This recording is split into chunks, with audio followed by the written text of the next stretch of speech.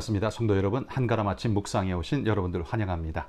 자, 오늘 예레미야 17장 19절에서 27절 말씀 함께 살펴보겠습니다. 여호와께서 내게 이와 같이 말씀하시되 너는 가서 유다 왕들이 출입하는 평민의 문과 예루살렘 모든 문에 서서 무리에게 이르기를 이 문으로 들어오는 유다 왕들과 유다 모든 백성과 예루살렘 모든 주민인 너희는 여호와의 말씀을 들을지어다. 여호와께서 이와 같이 말씀하시되 너희는 스스로 삼가서 안식일에 짐을 지고 예루살렘 문으로 들어오지 말며 안식일에 너희 집에서 짐을 내지 말며 어떤 일이라도 하지 말고 내가 너희 조상들에게 명령함 같이 안식일을 거룩히 할지어다. 그들은 순종하지 아니하며 귀를 기울이지 아니하며 그 목을 곧게 하여 듣지 아니하며 교훈을 받지 아니하였느니라. 여호와의 말씀이니라. 너희가 만일 삼가 나를 순종하여 안식일에 짐을 지고 이 성문으로 들어오지 아니하며 안식일을 거룩히 하여 어떤 일이라도 하지 아니하면 다윗의 왕 위에 앉아있는 왕들과 고관들이 병거와 말을 타고 이 성문으로 들어오되 그들과 유다 모든 백성과 예루살렘 주민들이 함께 그리할 것이요 이 성은 영원히 있을 것이며 사람들이 유다 성읍들과 예루살렘에 둘린 곳들과 베냐민 땅과 평지와 산지와 네겝으로부터 와서 번제와 희생과 소제와 유향과 감사 제물을 여호와의 성전에 가져오려니와 그러나 만일 너희가 나를 순종하지 아니하고 안식일을 거룩되게 아니하여 안식일에 짐을 지고 예루살렘 문으로 들어오면 내가 성문에 불을 놓아 예루살렘 궁전을 삼키게 하리니 그 불이 꺼지지 아니하리라 하셨다 할지니라 하시니라. 자, 오늘 말씀은 하나님께서 하나의 명령을 예레미야에게 지시하고 계십니다. 예레미야에게 너는 예루살렘 성문에 나아가서 왕이든 평민이든 누구든 그곳에 출입하는 모든 자들에게 선포하라 라고 명령하고 있는 이 명령입니다. 19절에 보면 여호와께서 내게 이와 같이 말씀하시되 너는 가서 유다 왕들이 출입하는 평민의 문과 예루살렘 모든 문에 서서 무리에게 이르기를. 왕이든 평민이든 누구든 들으라는 거죠. 이 명령은 제외되는 이 없이 유다의 모든 자들이 들어야 할 말씀입니다. 그러면 무엇을 명령하고 계신 걸까요? 여호와께서 그들에게 명령하는 것은 안식일을 거룩하게 지킬 것을 명령합니다. 안식일에 짐을 지고 예루살렘에 들어오지도 말 것이며 장사하기 위해 짐을 짊어지고 예루살렘을 나가지도 말라. 한마디로 말해 안식일을 거룩하게 지키고 안식일에 상행위하는 것을 멈추라, 금지하라 라는 명령을 지금 하고 있는 겁니다. 이 말은 지금까지 유다 백성들에게 율법도 있고 성전도 있고 제사장도 있었지만 지금까지 어때 왔다는 소리입니까? 계속해서 안식일을 무시하고 그날에도 장사하며 그들의 상행위를 계속해 왔다는 거죠. 23절에 그 증거가 있습니다.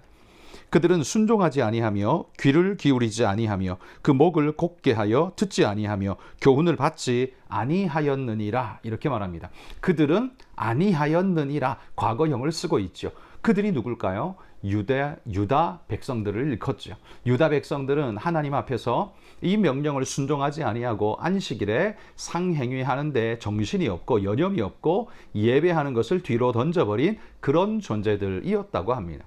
그래서 하나님은 멸망 직전에 있는 유다에게 다시 한번 안식일을 거룩하게 지킬 것을 명령하고 있는 것입니다. 여호와의 이 말씀을 듣고 지키게 되면 어떻게 됩니까?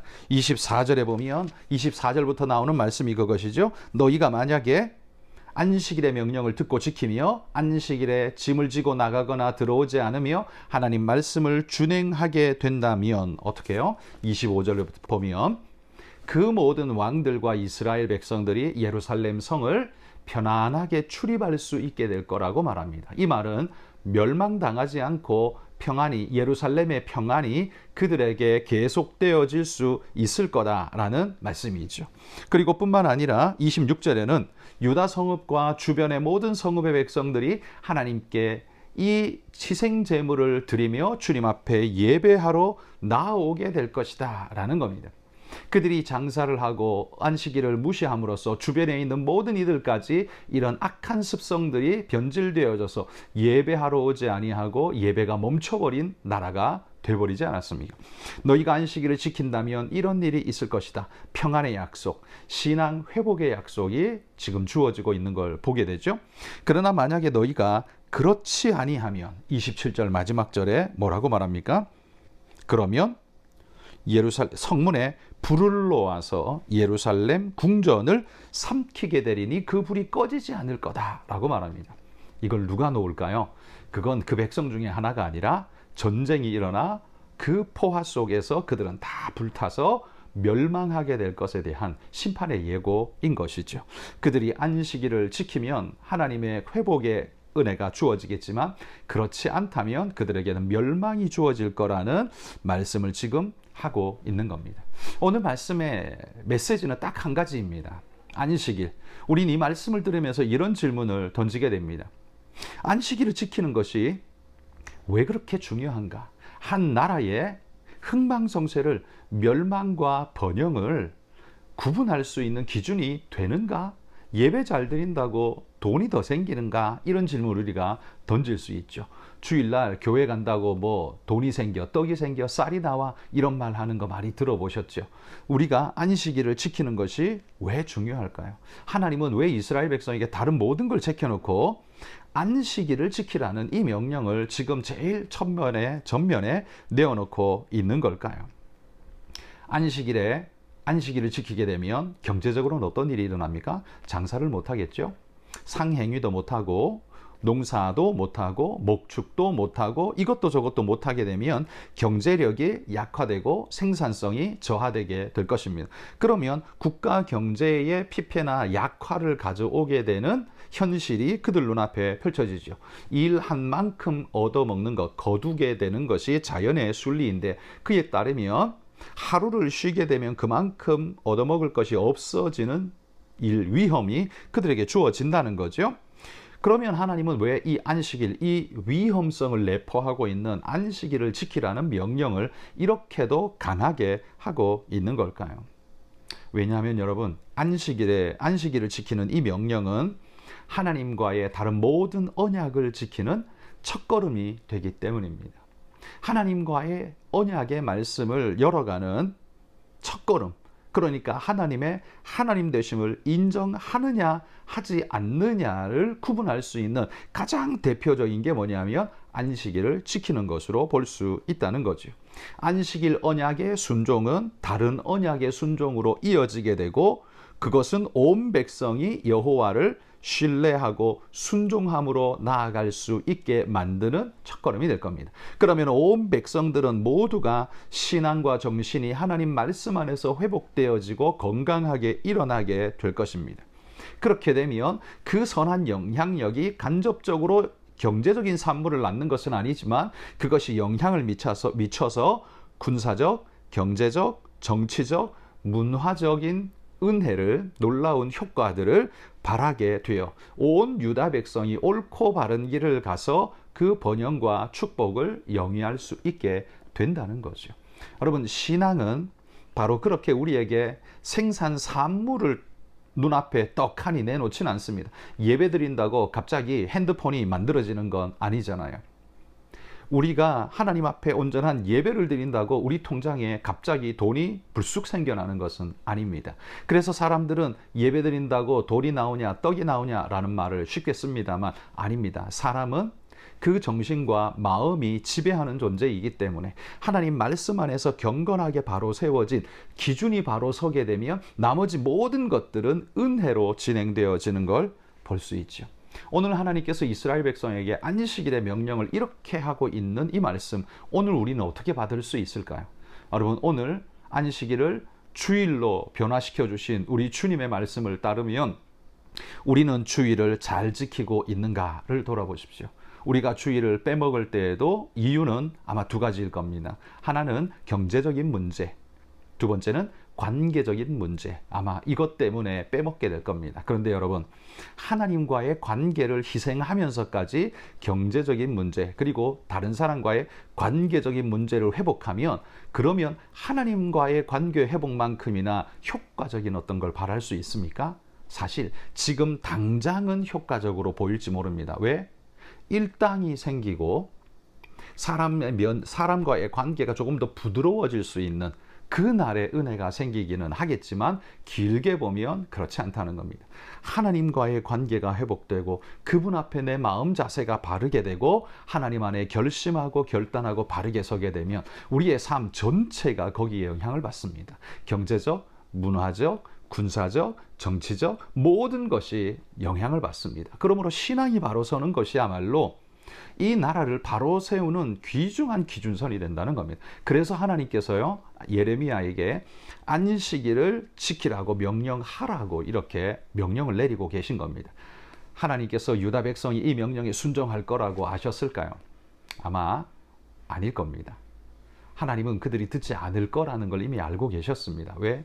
이미 죄악이 우리 어제 살펴본 것처럼 깊을 대로 깊어진 아주 심각한 말기의 증상을 보이고 있기 때문에 그들은 한마디 한다고 쉽게 돌이킬 존재가 아닌 거죠. 그러나 하나님은 이 명령을 통해서 하나님이 뭘 원하시고 그들이 뭘 해야 하는가에 대한, 뭘 그들이 잊고 있는가에 대한 말씀을 주시는 겁니다. 이후에, 멸망하고 난 이후에라도 이 말씀을 기억하고 돌이켜 회복할 수 있도록 하나님께서 그들에게 흔적을 남겨주고 계신다는 거죠.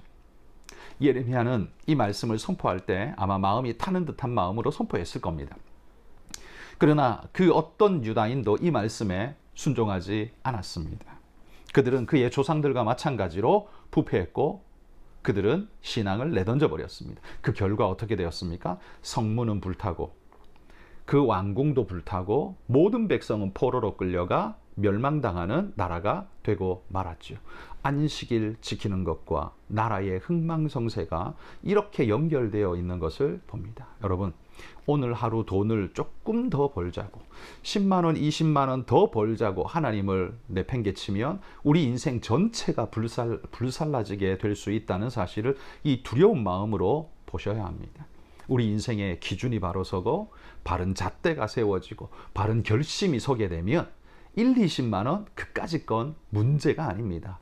훨씬 더 큰 우리 삶의 기준이 세워지고 아름다움이 우리 삶에 지배하게 될 것입니다. 성도 여러분, 오늘 이 하루 사람마다 내뱉는 말들이 천차만별이지만 주일 하루 안 지킨다고 무슨 일이 일어나겠어? 라는 말, 거기서부터 마치 선악과를 따먹으라고 종용하던 뱀의 말처럼 그 말에서부터 우리의 멸망이 시작한다는 걸 기억하십시오. 우리가 하나님 앞에서의 바른 중심을 쉽게 내던지기 시작하는 그 순간부터 우리는 어려움을 겪을 수밖에 없고 멸망이 한 걸음씩 우리에게 다가올 수밖에 없다는 것 기억하고, 여러분, 오늘도 우리 하나님을 향한 믿음을 지키고 견고한 신앙을 지켜가는 우리 모든 성도들 되시기를 주의 이름으로 축복합니다. 오늘 여러분 기도하실 때는 우리 제2국에 사역하시는 피터 폴린 선교사님 위해서 기도해 주시기를 바랍니다.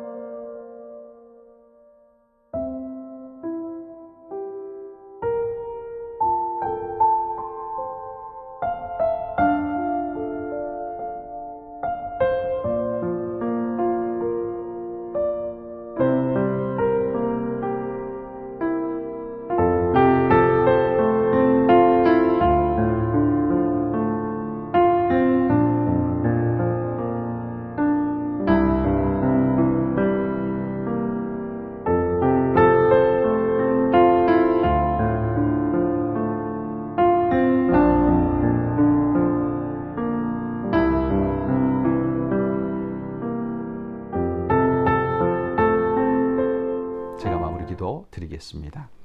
하나님 아버지 감사합니다. 오늘 예레미야의 눈물 젖은 선포, 안식일을 거룩하게 지키라는 하나님의 이 명령을 대언하고 있는 그 예레미야의 마음처럼 오늘도 하나님께서 우리에게 말씀하시는 이 말씀을 우리 모두가 경청하여 듣게 하여 주옵소서.